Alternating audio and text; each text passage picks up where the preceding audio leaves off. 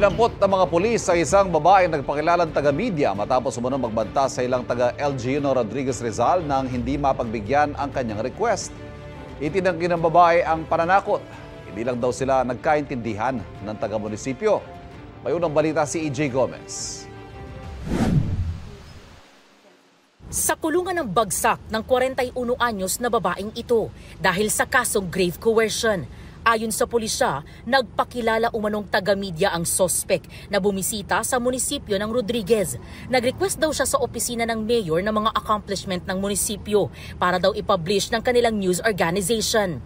Yung ating municipal administrator politely declined at ang reason ay meron naman kasing sariling platform ang Municipality of Montalban. And nung oras na yon, nag-insist siya ng meeting with the mayor. Obviously, hindi siya kayang pagbigyan dahil biglaan. So, nung hindi siya mapagbigyan, she insisted na bayaran yung kanyang travel expenses. Yan. Nang hindi muling napagbigyan ng sospek, nanakot daw ito sa mga kausap niyang tauhan ng munisipyo.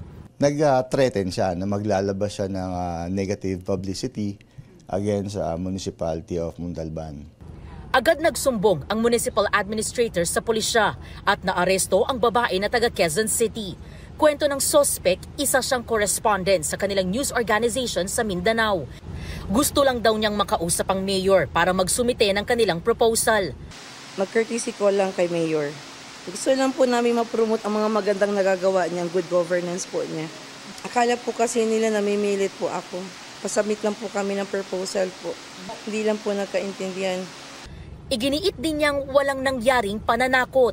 Ako po'y humihingi ng paunmanhin kung sa palagay niyo po na naisip niyo po natakot po kayo. Pasensya na po talaga, hindi ko po talaga intensyon na gumawa po ng hindi maganda sa inyo. Sa custodial facility ng Rodriguez Municipal Police Station nakadetain ng suspect. Sinusubukan pa namin kunan ng pahayag ang pamunuan ng Rodriguez Municipality. Ito ang unang balita.